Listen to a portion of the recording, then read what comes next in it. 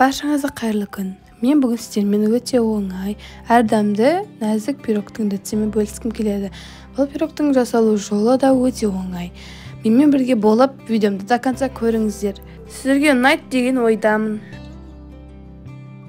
Ең алдымен бұл пирог үшін біз ыдысымызға 2 жұмыртқа мен қантты бірге араластырып миксерлеп аламыз. Ақ көбік болғанша, яғни қант бізде ерігенше миксерлеп аламыз.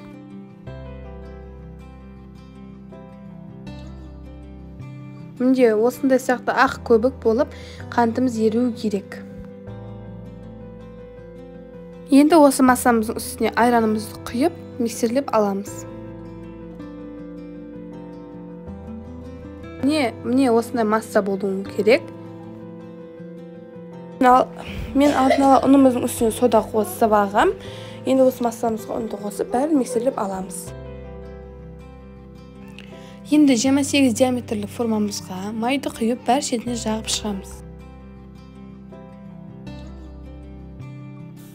Мінекей бізде осындай масса болуы керек. Енді осындай формамызға құйып, 180 градуста 50 минут пісіріп аламыз.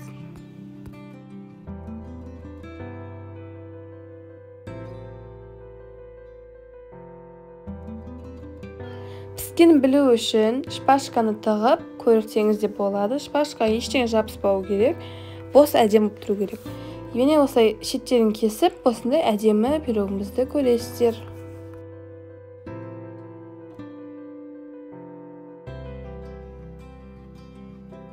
Мінекей осыны мен шоколадтың үстіне сұйық майды құйып, бертіп алғанмын алдын ала.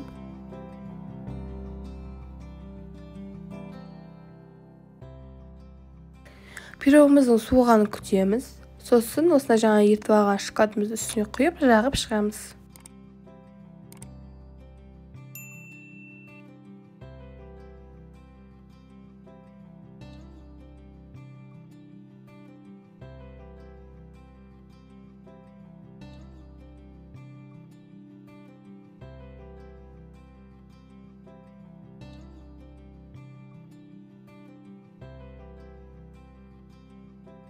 Мінекей пирогымыз дайын, кесілуі де өте оңай, әрі дәмді, әрі әдемі болып көрінеді.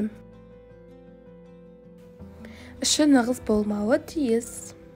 Мінекей осындай әдемі пирог.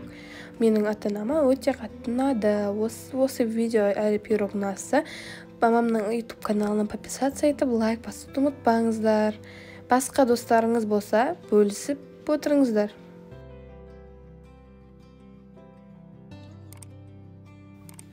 Баршаңызға сау болыңыздар. Менімен бірге болғандарыңыз үшін сіздерге рахметімді айтамын.